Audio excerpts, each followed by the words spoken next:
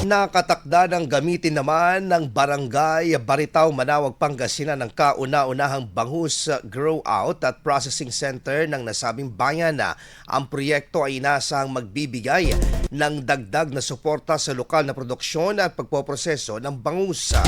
Kamakailan ay nagsagawa na rin ng validation at inspection sa nasabing pasilidad ang mga kinatawan mula sa Bureau of Fisheries and Aquatic Resources Provincial at Regional Office. Gayon din ang Municipal Agriculture Office upang tiyakin na tumatalima ang proyekto sa umiiral na pamantayan sa pangisdaan at aquaculture development.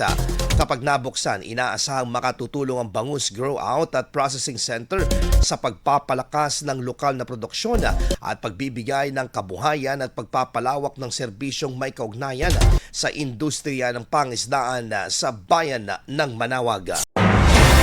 IFM News. IFM News. IFM News.